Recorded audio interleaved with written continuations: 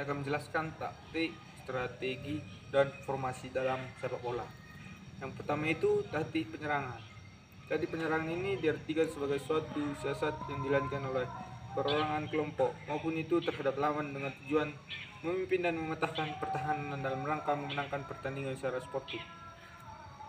Taktik menyerang dapat dibedakan menjadi A. Taktik mencari tempat kosong di antara pemain lawan. B.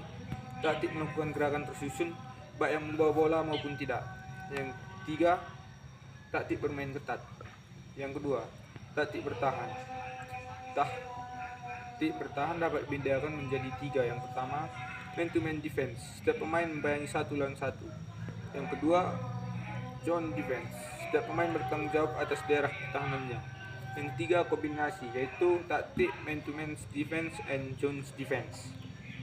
Yang ketiga itu taktik perorangan. Taktik perorangan diartikan sebagai siasat yang dilakukan oleh seorang pemain dalam menggunakan kemampuan fisik, teknik, dan mental yang dilakukan dengan proses yang cepat untuk menghadapi masalah yang terjadi dalam suatu pertandingan. Yang keempat, grup taktik. Grup taktik diartikan suatu siasat yang dijalankan oleh dua pemain atau lebih dalam melakukan pertahanan. Yang kelima yaitu kolektif taktik. Kolektif taktik ini diartikan suatu siasat yang dijalankan oleh suatu regu dalam menjalin kerjasama untuk mencari kemenangan dalam suatu pertandingan. Teknik dan keterampilan bermain skill.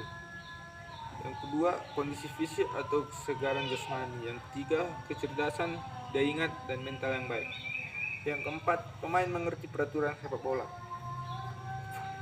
Formasi dalam bermain sepak bola.